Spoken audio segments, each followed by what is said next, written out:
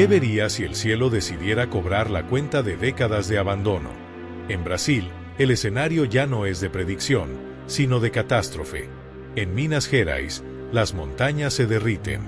Ciudades enteras han sido tragadas por ríos de lodo, y lo que queda es el silencio de la desesperación. Mientras Europa observa desde lejos, el corazón tropical del planeta late en emergencia. No es solo una tormenta pasajera, es el colapso climático llamando a la puerta, redibujando mapas y enterrando historias. Febrero de 2026, Brasil está sumergido.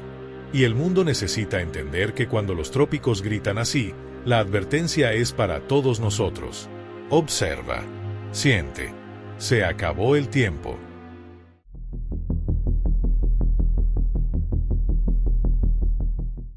Resulta verdaderamente asombroso detenerse a pensar un momento en los enormes contrastes que presenta nuestro planeta en un mismo instante. Sí, desde luego. Pues a ver, pensemos por ejemplo en el mes de enero de este mismo año, 2026. Por un lado, quienes nos escuchan desde Europa recordarán perfectamente que hemos vivido el mes de enero más frío desde el año 2010. Una locura de mes, la verdad. Totalmente.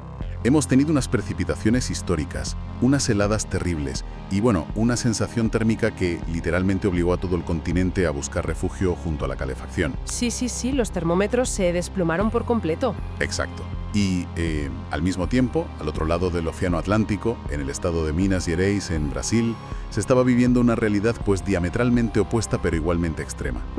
Unas lluvias torrenciales, ¿verdad? Lluvias torrenciales y mortales que de la noche a la mañana han borrado barrios enteros del mapa. Y claro, a primera vista parecen dos fenómenos completamente aislados. Caprichos geográficos separados por miles de kilómetros de océano. Ya, es lo que cualquiera pensaría de entrada. Pero los datos nos dicen que no lo están en absoluto. Y la misión de nuestra exploración de hoy es precisamente esa: desgranar cómo el clima global es en realidad un sistema hiperconectado. Eso es. Queremos mostrar cómo lo que ocurre en Sudamérica tiene un origen climático íntimamente ligado a las anomalías que terminan congelando o inundando el continente europeo. Y para lograr armar este inmenso rompecabezas climático, hoy contamos con una pila de fuentes sumamente reveladoras. Y complementarias, además. Sí, tenemos bastante material hoy. Pues por una parte vamos a examinar los informes científicos de la Red Global y Europea de Observatorios de Sequía, además de los siempre detallados boletines del Servicio de Cambio Climático del Programa Europeo Copernicus. Que son una maravilla para entender el panorama general. Claro, eso nos dará la visión a nivel macro, la vista de pájaro. Y por otra parte, para entender el impacto humano y directo en el terreno, analizaremos reportes de agencias de noticias y medios locales en Brasil. Medios como WRAI, Gaceta Digital y G1, si no me equivoco. Exacto. Y los cruzaremos con los diarios de campo y reportes oficiales de la Defensa Civil brasileña y del Centro Nacional de Monitoramiento y Alertas de Desastres Naturales, más conocido por sus siglas, CEMADEN. Es una mezcla fascinante de fríos datos satelitales y desgarradoras crónicas de supervivencia a pie de calle. Vale, vamos a desgranar esto. Venga. 2026, en la conocida como Zona de la Mata Mineira. Concretamente, en ciudades como Juiz de Fora y Ubá, ¿no? Eso es, que están a unos 310 kilómetros al norte de Río de Janeiro. Y lo que describen los reportes periodísticos es absolutamente desgarrador. Hablamos de al menos 59 personas fallecidas y 15 desaparecidas. ¡Qué barbaridad! Todo debido a deslizamientos de tierra e inundaciones de una severidad extrema. Las imágenes captadas por drones sobre estas áreas muestran un panorama desolador. Sí, he visto las fotos y ponen los pelos de punta. Casas de ladrillo colapsadas como si fueran maquetas de papel, calles enteras sumergidas bajo aguas espesas y lodosas, escombros esparcidos por doquier. Es un nivel de destrucción casi total. Y hay un testimonio en las fuentes que hiela la sangre, el de la alcaldesa de Juiz de Fora, Margarida Salomão. Ella advertía que el suelo de la región está tan sumamente empapado de las semanas previas. Tan saturado de agua. Exacto, tan saturado que una lluvia de apenas 10 milímetros ya produce una catástrofe. Claro, el terreno ya no absorbe nada. Nada. Y para añadir la perspectiva de quienes están ayudando a pie de calle, el reverendo Ananias Simones, cuya iglesia se tuvo que convertir en un refugio improvisado en mitad de la noche, describía la situación con dos palabras muy contundentes. Decía que era muy caótico. Lo fascinante aquí es como un evento que parece tan localizado, tan circunscrito a unos pocos valles escondidos en el relieve de Minas Gerais, responde en realidad a un patrón físico a una escala muchísimo mayor. Totalmente. Para ver la situación en perspectiva, el informe del CEMADEN aporta un dato que resulta crucial para entender la verdadera magnitud del problema. A ver, cuéntame. Resulta que casi una cuarta parte de los habitantes de Juiz de Fora viven de forma permanente en zonas identificadas oficialmente como de alto riesgo natural por deslizamientos e inundaciones. Espera un momento. Detengámonos ahí, porque la cifra es abrumadora. Si es una cuarta parte, hablamos de... Unas 540.000 personas. ¡Madre mía! 540.000 personas. Para que nuestra audiencia se haga una imagen mental clara, estamos hablando de que prácticamente la población entera de una ciudad como Málaga o como Murcia vive día y noche en el filo de la navaja. Es una barbaridad. No es que estén en peligro solo cuando hay un huracán, es que sus casas están construidas sobre un riesgo inminente y diario. Exacto. Es una bomba de relojería permanente. No se trata simplemente de que llueva mucho un martes cualquiera. Es un escenario donde una geografía compleja, un suelo que ya no puede absorber ni una gota más y un clima que se vuelve cada vez más extremo convergen sobre más de 500.000 de personas vulnerables. Aquí es donde se pone realmente interesante, porque para entender por qué llueve de esa manera tan desproporcionada sobre esa gente, es el momento de mirar hacia arriba, o más bien, hacia el vasto océano que separa a Sudamérica de Europa. ¿El Atlántico? El Atlántico. Tenemos que hablar del motor principal que está alimentando todo este desastre, que no es otro que el calentamiento global. Sin duda. Los reportes meteorológicos que tenemos sobre la mesa no dejan ningún lugar a dudas sobre lo que está inflando estas nubes destructivas, ¿verdad? Así es. Si analizamos la explicación técnica que ofrece Marcelo Cellucci, uno de los meteorólogos principales del CEMADEN, el mecanismo físico detrás de esta tragedia queda totalmente al descubierto. ¿Qué dicen exactamente los datos de Cellucci? Pues los datos indican que el océano Atlántico, justo en la costa brasileña, está registrando temperaturas de 3 grados centígrados por encima de su media histórica habitual. Claro. El tema es que para alguien que nos escucha y está acostumbrado a mirar la temperatura del aire en su teléfono móvil, que de repente haga 25 grados en lugar de 22 en la calle, pues no parece el fin del mundo. Ya, claro. 3 grados en el aire no suenan a mucho. Exacto. 3 grados en el aire es ponerte o quitarte una chaqueta, pero intuyo que 3 grados en el océano es una historia completamente distinta, ¿no? Es una diferencia abismal. Para entenderlo de forma sencilla, imaginemos que el océano es una bañera gigantesca que cubre medio planeta. ¿Vale? El agua tiene una capacidad calorífica enorme. Eso significa que requiere una cantidad de energía brutal, absolutamente colosal, para elevar su temperatura un solo grado. O sea que 3 grados es... Una anomalía sostenida de 3 grados en el océano es una barbaridad energética. Y este calor extremo en la superficie del mar genera un proceso de evaporación masiva y muy acelerada. Entiendo. Más calor, más evaporación. Eso es. El aire que transita sobre ese océano sobrecalentado actúa como una esponja gigante y el calor extra le permite expandirse y cargarse de muchísima más humedad de lo que sería habitual. Y claro, esa humedad tiene que ir a alguna parte. Exactamente.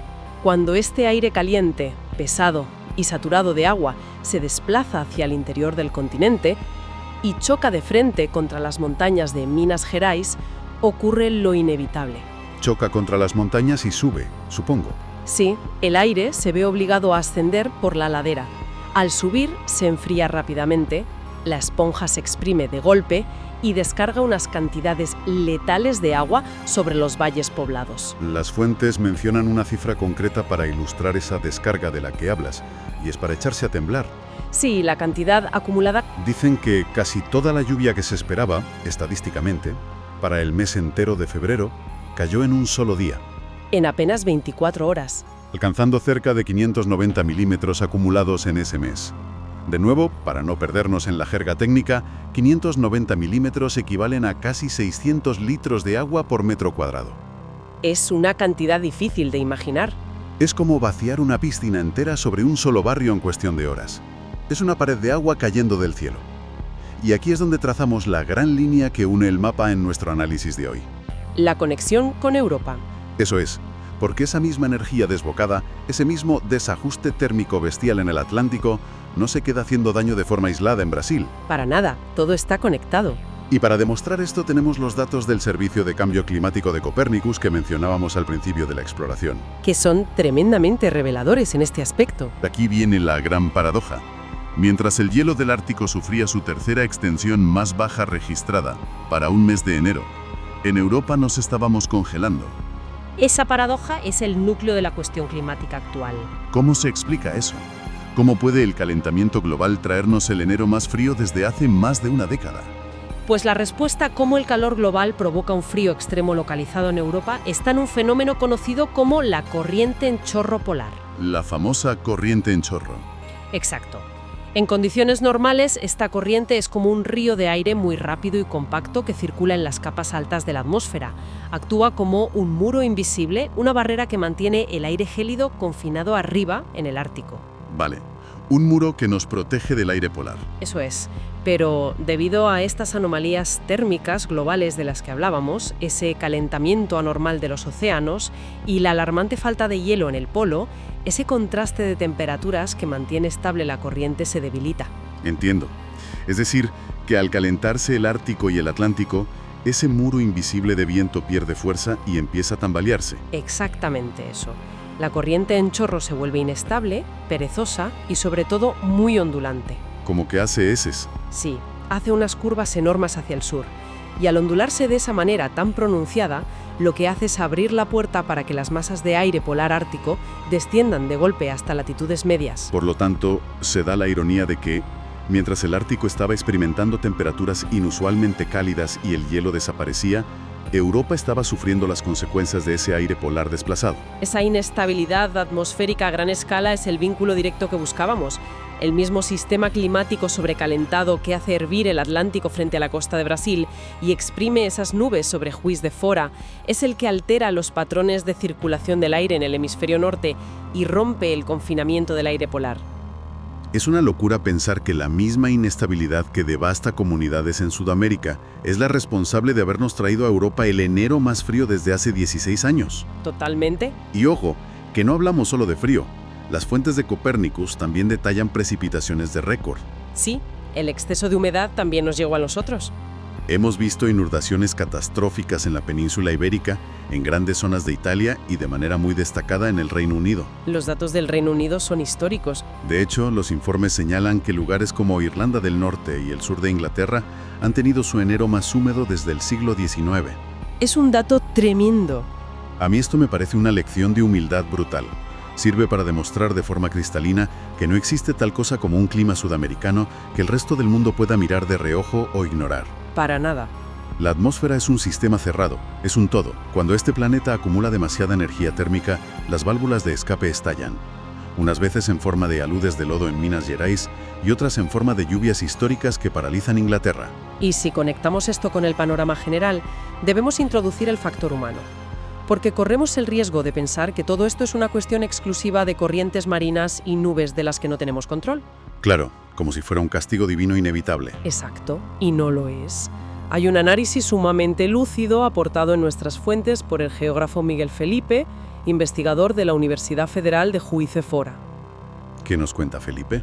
Él señala con mucha contundencia que existe una negligencia sistemática respecto al cambio climático a nivel político y social. A menudo en la esfera política, la acción climática y sobre todo el ordenamiento urbano responsable se presentan de forma engañosa como un obstáculo para el desarrollo económico. Esa es una excusa muy clásica, ¿verdad?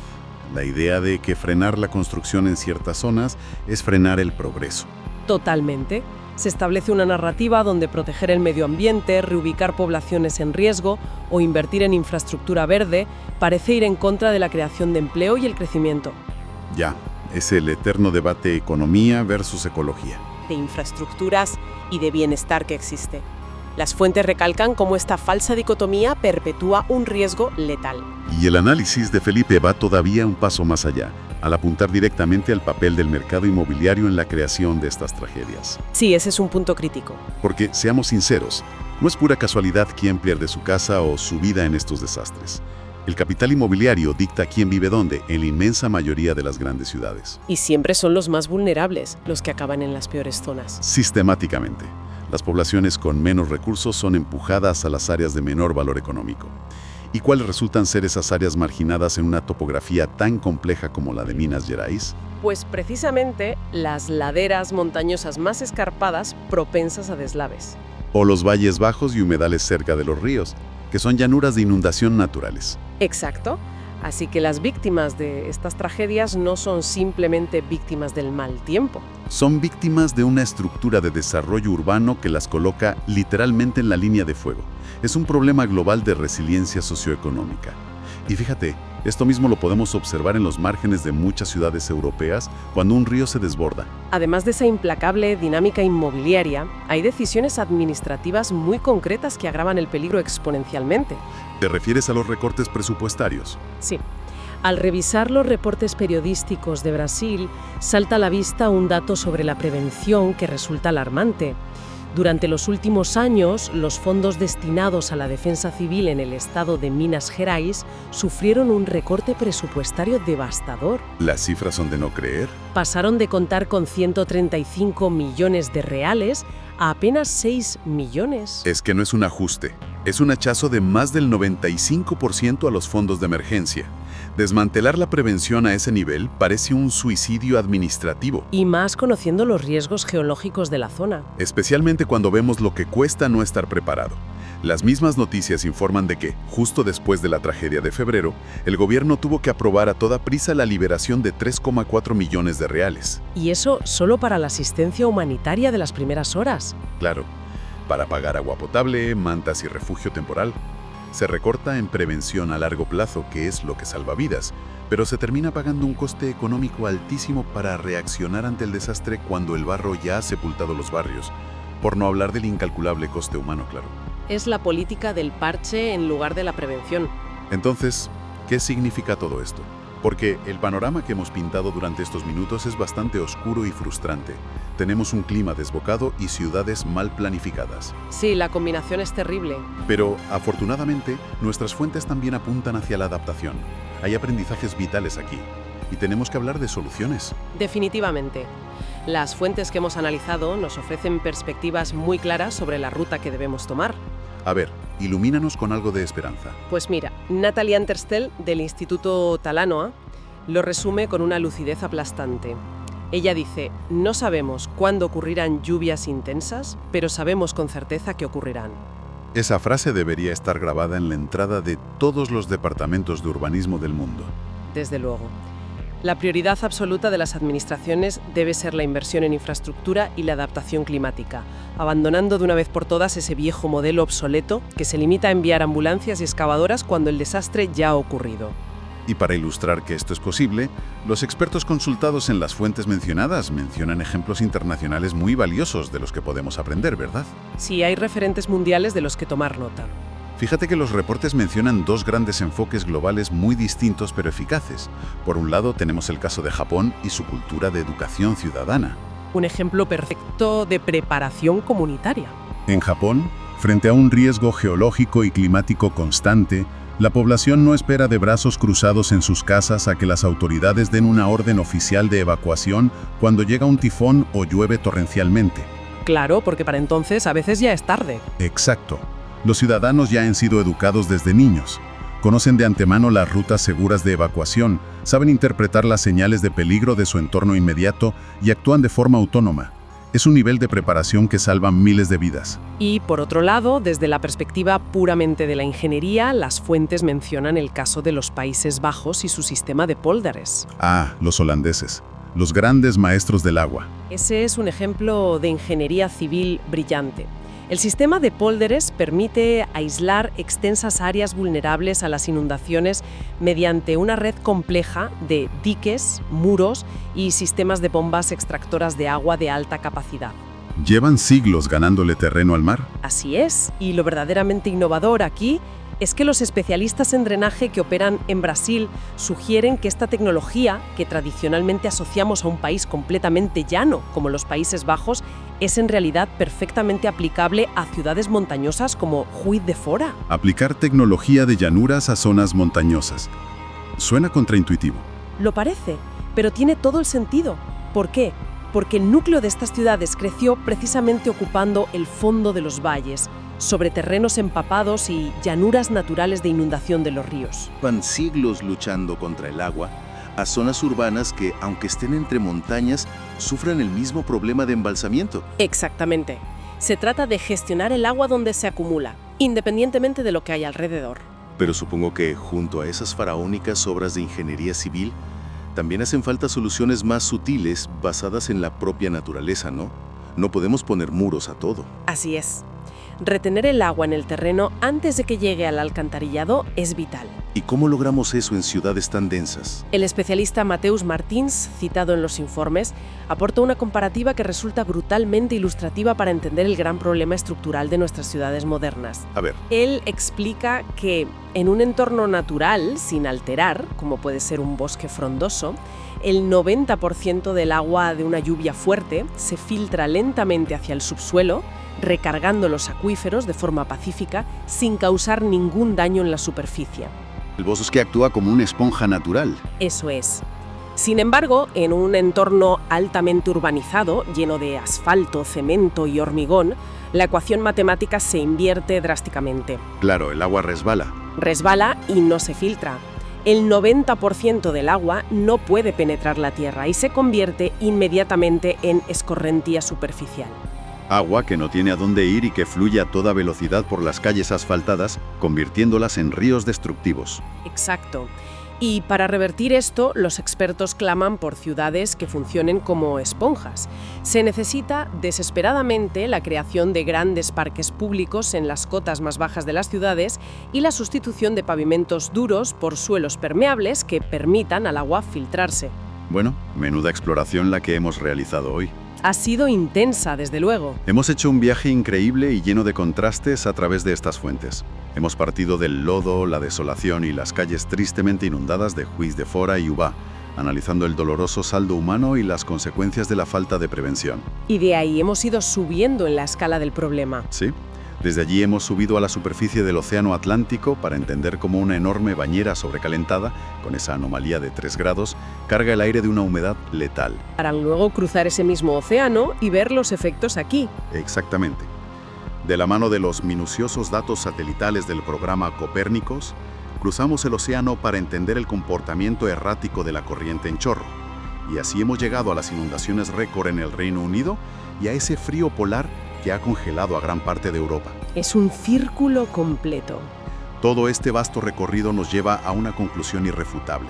La adaptación climática y el rediseño urbano es un lenguaje que el mundo entero, sin ninguna excepción, debe empezar a hablar con carácter de urgencia. Y en este punto final es vital subrayar el inmenso valor que tiene esta información para quienes nos escuchan desde Europa. Porque a veces pecamos de mirarlo desde la distancia, ¿verdad? Totalmente.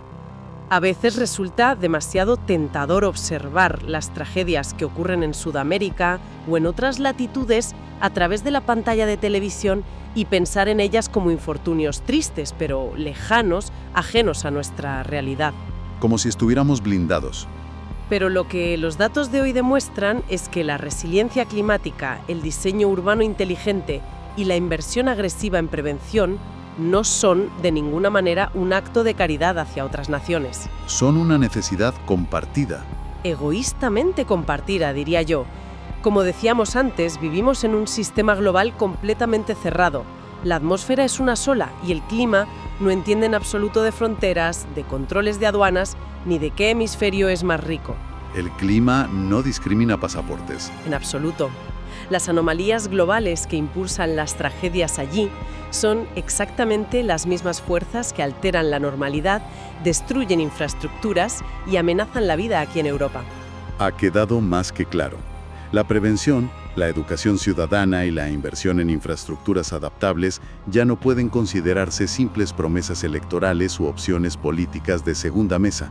Son requisitos fundamentales para la supervivencia operativa de nuestras ciudades modernas, estén en el continente que estén. Exactamente. Y antes de despedirnos, me gustaría dejar sobre la mesa una última reflexión. Una pregunta provocadora basada en todo este material científico y en los reportes locales que hemos estado cruzando hoy. A ver, adelante. Pensemos en esto por un instante. La inmensa mayoría de nuestros modelos históricos de urbanismo Nuestras estrictas normativas de construcción y nuestra planificación de ciudades se diseñaron y construyeron asumiendo una premisa básica, ¿Cuál es esa premisa? asumiendo que el clima del planeta era un factor estable y predecible a largo plazo. Claro, iba a llover más o menos lo mismo todos los años. Exacto. Pero a la luz de todo lo que acabamos de analizar, si el hielo del Ártico sigue desapareciendo a pasos agigantados y el inmenso Atlántico sigue acumulando calor hasta casi hervir y alterar los vientos globales, la pregunta cae por su propio peso. Te escucho. ¿No significa eso que los mapas de riesgo geológico y urbanístico que usamos hoy en día en todas nuestras ciudades, desde Madrid o Berlín hasta el corazón de Minas Gerais, ya están dramáticamente obsoletos? Es una reflexión potentísima. Es que, ¿cómo podemos pretender diseñar el futuro urbano y garantizar la seguridad de millones de personas cuando el pasado, que usábamos tranquilamente como nuestro manual de instrucciones, ha dejado de ser una guía fiable? Madre mía, menuda pregunta para quedarse dándole vueltas. Es un auténtico cambio de paradigma que nos obliga casi por la fuerza a mirar las calles por las que caminamos cada día, los ríos que cruzamos y los valles donde vivimos con unos ojos completamente distintos. Completamente. Todo está por repensar. Pues dejamos a nuestra audiencia con esa inmensa incógnita flotando en el aire para que la reflexionen y la discutan por su cuenta. Ha sido un viaje verdaderamente fascinante a través de los datos climáticos más puros y la realidad humana más dura, conectando continentes y ayudándonos a comprender un poco mejor el complejo y frágil mundo en el que vivimos. Muchísimas gracias a todos por acompañarnos en esta exploración de hoy. Ha sido un placer compartir estos descubrimientos. El placer ha sido mío. Nos escuchamos sin falta en nuestro próximo análisis a fondo. Hasta pronto.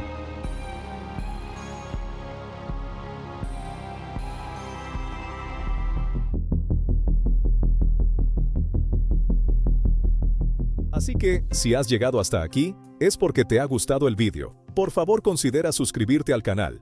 Y por supuesto, un me gusta y un comentario amable siempre son bienvenidos.